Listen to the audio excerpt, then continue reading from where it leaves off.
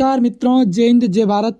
कैसे हो आप सभी। उम्मीद करता हूं कि आप सभी बहुत ही अच्छे होंगे, बेहतर होंगे और यूपी पुलिस कांस्टेबल एग्जाम की तैयारी में लगे हुए होंगे, क्योंकि एग्जाम में कुछ ही दिन बचे हुए हैं। तो इसके लिए हम कुछ बात करने वाले इसके एग्जाम को लेकर कि इसमें आप किस तरीके से तुक्का लगा सकते हैं, किस तरीके से आप अपना स्कोर बेहतर कर सकते हैं। नेगेटिव मार्किंग को ध्यान में रखते हुए आपको किस तरीके से तुक्का लगाना है और क्या सभी क्वेश्चन पे आपको तुक्का लगाना है, ये सब कुछ जानकारी आपको इस वीडियो में मिलने वाली। ये आपका वीडियो बहुत ही खास होने वाला है, तो वीडियो को शुरू से लेकर लास्ट तक आपको दोस्तों ध्यान से देखना, एग्जाम के लिए बहुत ही हेल्पफुल आपका रहने वाला है। तो सबसे पहले जो भी भाई वीडियो को देख रहे हैं, वीडियो को लाइक कर दीजिए और अगर आप अपने चैनल पर नए हो तो चैनल को सब्सक्राइब कर दीजिए दोस्तों और नोटिफिकेशन को ऑन कर दीजिए। तो चलते हम कुछ पॉइंटों पे चर्चा करते हुए हम आपको बताने वाले कि किस तरीके से आपको तुक्का लगाने वाले। चलते हैं दोस्तों, सबसे पहले हम इस एग्जाम पैटर्न एंड सिलेबस को थोड़ा बहुत जान लेते हैं, क्योंकि negative mark exam pattern time इसके आधार पर आप तुक्का लगा सकते हैं। यही मेन आधार रहता है तुक्का लगाने का, इसकी वजह से ही हम डरते हैं। सबसे पहले दोस्तों मैं आपको बता दूं, इसमें 4 पार्ट होने वाले, यानी कि 4 सब्जेक्ट इसमें आपके आने वाले। सबसे पहले हिंदी के आपके 37 क्वेश्चन आने वाले, जो कि आपके 76 मार्क्स के होने वाले। जीके जीएस के 38 क्वेश्चन और रीजनिंग के 37 क्वेश्चन, मैथ्स के 38 क्वेश्चन आपके आने वाले। प्रत्येक क्वेश्चन आपका 2 नंबर का होने वाला है। तो यहाँ पे टोटल क्वेश्चन 150 क्वेश्चन, जो कि 300 मार्क्स के क्वेश्चन आने वाले। ये 300 क्वेश्चन आपके रहने वाले। और अगर नेगेटिव मार्किंग की बात की जाए तो आपकी 1/4 नेगेटिव मार्किंग, यानी कि 0.25 नेगेटिव मार्किंग आपकी क्वेश्चन पे रहने वाली। अब बहुत सारे कैंडिडेट मुझे ये भी बोलते हैं कि ये 0.25 नहीं 0.50 नेगेटिव मार्किंग है। तो दोस्तों मैं आपको बता दूं, आपका एक क्वेश्चन 2 नंबर का होने वाला है, तो आपके क्वेश्चन से 150 आएंगे, तो क्वेश्चन पे आपकी 0.25 नेगेटिव मार्किंग रहने वाली। और आप मार्क्स, एक क्वेश्चन 2 मार्क्स का होता है, तो आपके मार्क्स पे 0.50 नेगेटिव मार्किंग रहने वाली।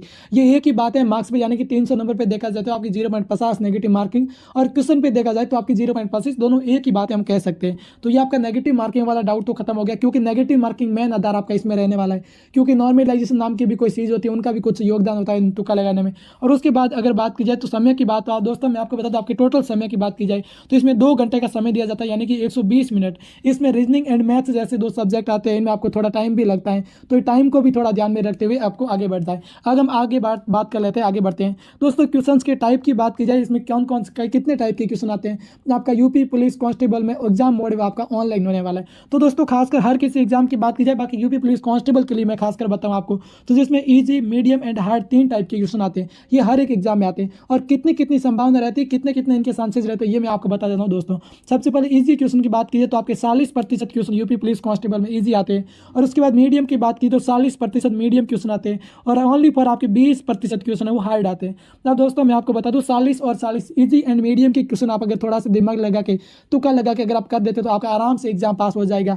यानी कि 120 क्वेश्चन आपके होते हैं, 240 मार्क्स होते हैं। तो आप में टॉपर तो बनना नहीं है, जो कि हम सभी हार्ड वाले वगैरह सब कुछ क्वेश्चन हम करें, लेकिन इजी एंड मीडियम पे हमें ज़्यादा फोकस करना है। तो दोस्तों इसमें 60 क्वेश्चन इजी में 40%, यानी कि 60 क्वेश्चन और 30 क्वेश्चन, ये कुल मिला के आपके 150 क्वेश्चन 300 मार्क्स के होने वाले। ये आपने देख लिया होगा दोस्तों। अब मैं आपको बता दूं आपको किस तरीके से तुक्का लगाना है। आप जैसे एग्जाम हॉल के अंदर एंट्री करते हैं, वहाँ पे बैठते हैं आपका कंप्यूटर पे और आपका पानी वगैरह पीकर सब कुछ करके आपको 30 मिनट पहले एग्जाम हॉल के अंदर आपको चले जाना है। वहाँ पे आराम से आपको आंखें बंद करके सो जाना है, बिल्कुल शांत रखना है, दिमाग को पानी वगैरह पी के बैठ जाना है। क्योंकि एग्जाम के अंदर हमें पता ही है दबाव होता है बहुत ही ज़्यादा, ऊपर थोड़ी हड़बड़ाहट रहती है, डर रहता है, तो वो आपको बिल्कुल भी नहीं रखना है। जैसे आप घर पर मॉक लगा रहे, बिल्कुल आपको उसी तरीके से रखना है, खुद को आपको कंट्रोल करके रखना है कि हम घर पर मॉक लगा रहे, ऐसा रखना है। क्योंकि टाइम का अभाव हो जाएगा, अगर आप खुद को हड़बड़ाहट में समझेंगे तो क्वेश्चन गलत कर देंगे, टाइम कम बढ़ जाएगा, ये सब कुछ आपके होने लगता है। तो दोस्तों जैसे आप पेपर को ओपन करते हैं तो कुछ क्वेश्चन आप, ये आपके 4 पार्ट रहने वाले। तो यूपी पुलिस में एक ऐसा सिस्टम है, आप किसी भी पार्ट को पहले कर सकते हैं, यानी कि आप हिंदी या फिर जीके जीएस वाला पार्ट कोई भी पार्ट करो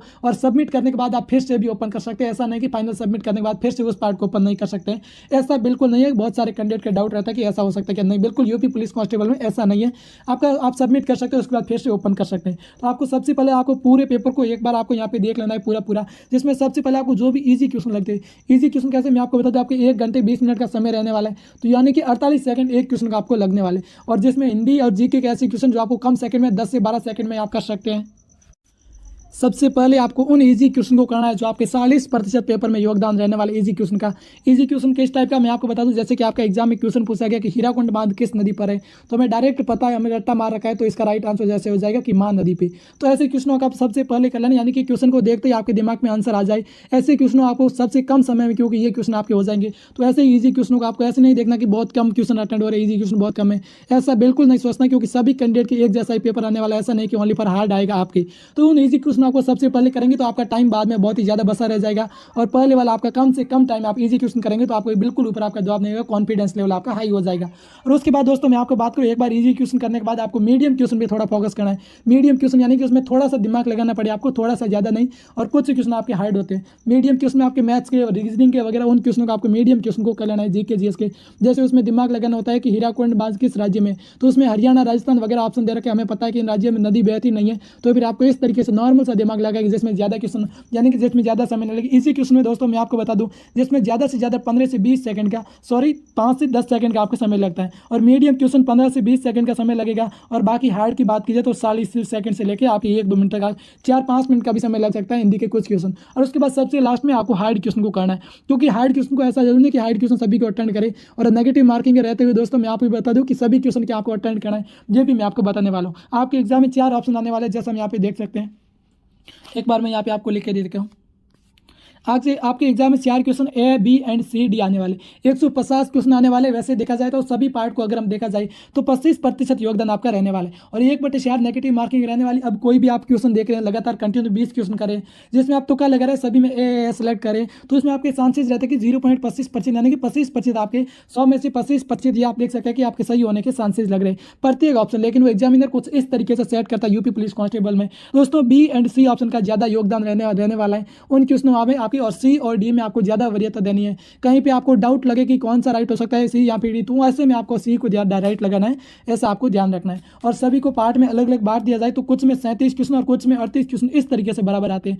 तो दोस्तों क्या सभी के लिए हम तुक्के लगाएंगे तो हम नेगेटिव में चले जाएंगे, हमारे मार्क्स कम पड़ेंगे, यहाँ पे लाभ होगा या फिर हमें हानि होगी। दोस्तों मैं आपको बता दूं, अगर आप सभी क्वेश्चन में तुक्का लगाते हैं तो आपकी नेगेटिव मार्किंग 1/4 रहने वाली, तो आप लगा भी सकते हैं, ऐसे डर नहीं है कि आपकी नेगेटिव हो सकता है एक क्वेश्चन ज़्यादा या फिर कम आपका रहने वाला। लेकिन जो मेरा कहना है, मेरा अनुसार मैं आपको बता दूं, आपको सभी क्वेश्चन में, हार्ड वाले क्वेश्चन में भी तुक्का नहीं लगाना है, ओनली पर आपको मीडियम एंड इजी क्वेश्चन में तुक्का लगाना है। जो आपको बिल्कुल भी नहीं आता है, जिस क्वेश्चन को आपने कभी पढ़ा तक नहीं हो, ऐसे क्वेश्चन में आपको तुक्का लगाना सही नहीं रहेगा, क्योंकि दोस्तों नॉर्मलाइजेशन होती है वो एक्यूरेसी के आधार पर होती है। अगर आप सभी में तुक्का लगा देंगे, गलत ज़्यादा होंगे, तो फिर आपकी एक्यूरेसी कम होगी, तो उसमें आपकी नॉर्मलाइजेशन भी कम होने वाली, तो आपको एक्यूरेसी को भी थोड़ा सा ध्यान में रखना है, यानी कि आपके सभी क्वेश्चन में तुक्का आपको नहीं लगाना, ये बात हो जाएगी। लेकिन अगर आप सभी क्वेश्चन में तुक्के लगा भी देंगे तो आपका नेगेटिव में जाने वाला नहीं है, आपको ओनली पर उन क्वेश्चन में तुक्के लगाना है जो आपको थोड़ा बहुत डाउट रहने वाला है। अब मैं आपको बता दूं, अगर आप बी एंड सी में ए बी सी डी कौन से क्वेश्चन अगर आप देखते हैं, जैसे हम कोई भी क्वेश्चन देख लेते हैं, सबसे पहले हम कोई भी ऑप्शन देखते हैं, हमारे दिमाग में आता है कि ए ऑप्शन राइट हो जाएगा, वो हमारे दिमाग से आता है। और इसके बाद बहुत सारे सोर्स होते हैं जो हमारे दिमाग में आती रहती है अलग अलग, कि बी भी हो सकता है, सी भी हो सकता है, डी भी हो सकता है।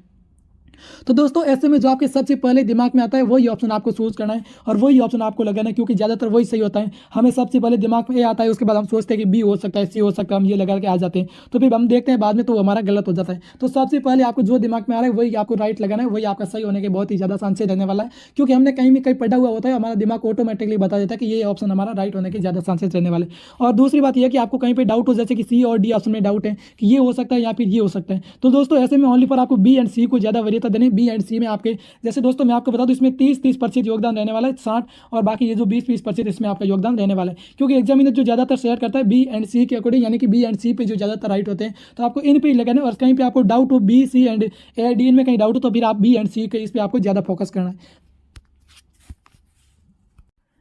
और एक बात आपको ध्यान रखना है, हमेशा आपको ऑप्शन को बाहर करना है, ऐसे कि जिस क्वेश्चन में डाउट होता है आपको ऐसे में आंसर नहीं ढूंढना है, ऐसे क्वेश्चन में आपको ऑप्शन को बाहर करना है, ऐसे नहीं कि कौन सा ऑप्शन राइट होगा, किस तरीके से बाहर करना है। जैसे पूछ लिया जाएगा कि हीराकुंड बांध किस राज्य में है, तो दोस्तों हीराकुंड बांध, हीराकुंड नदी, महानदी पे बना हुआ आपको पता है, तो महानदी आपकी कौन कौन से राज्य में बहती है, वहाँ पे जैसे राजस्थान, हरियाणा, मध्य प्रदेश ऐसा दे दिया, तो आपको ध्यान रखने की वहाँ पे जब महानदी नहीं बहती है तो फिर हीराकुंड बांध उस किस राज्य में हो सकता है।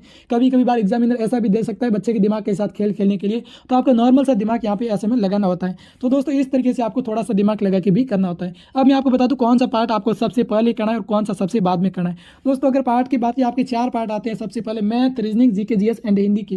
दोस्तों मेरी बात मानो तो अगर रीजनिंग एंड मैथ्स को सबसे लास्ट में मत कर लेना, सबसे लास्ट में जो पार्ट होता है उसमें मैथ्स एंड रीजनिंग, क्योंकि बहुत सारे बच्चे होते हैं जो बताते हैं कि मैथ्स एंड रीजनिंग को सबसे लास्ट में ही करना है, लेकिन मैथ्स रीजनिंग को सबसे लास्ट में क्यों नहीं करना, मैं आपको बता दूं। अगर आपके लास्ट में 5 मिनट बचे, 3, 4, 5 मिनट बचे, उसमें आप मैथ्स या रीजनिंग के 2 क्वेश्चन, एक क्वेश्चन आप आसानी से नहीं कर पाएंगे, बहुत कठिनाई से आप एक क्वेश्चन कर पाएंगे। लास्ट में 5 मिनट, क्योंकि हड़बड़ाहट होगी, मैथ्स के क्वेश्चन दिमाग काम नहीं करेगा। और इतने में अगर सामान्य ज्ञान के देखा जाए या फिर हिंदी के देखा जाए तो 5 मिनट के अंदर 15 से 20 क्वेश्चन आप आसानी से कर लेते हैं, लेकिन वहाँ पे मैथ एंड रीजनिंग का देखा जाए तो आप 1 से 2 ही क्वेश्चन कर पाते हैं। तो इसलिए आपको मैथ्स एंड रीजनिंग को पहले जहाँ पर आपके पास टाइम होता है, कम हड़बड़ाहट होती है, तो उसमें आपका दिमाग तेज चलेगा और आसानी से आप कर पाएंगे। तो सबसे पहले अगर मैं आपको बता दूं, आप गणित या रीजनिंग जो आपका इंटरेस्ट है उनमें से दोनों में से कोई एक कर सकते हैं। और उसके बाद तीसरे नंबर पे आपको सामान्य ज्ञान करना है, चौथे नंबर पे आपको हिंदी करना है, क्योंकि बहुत ही कम समय में हिंदी के हम ज़्यादा से ज़्यादा क्वेश्चन कर सकते हैं। यहाँ फिर आप सामान्य ज्ञान भी सबसे लास्ट में कर सकते हैं। तो इस तरीके से आपको पार्ट करना है। और आगे आपका यूपी पुलिस एग्जाम तक मैं आपके 1-2 वीडियो और लेकर आ जाऊंगा कि इस तरीके से आपको अटेंड करना है, क्या करना है, सब कुछ जानकारी आपको दे दूंगा। तो हमारे चैनल को सब्सक्राइब करके रखिए दोस्तों, और नोटिफिकेशन को ऑन कर लीजिए।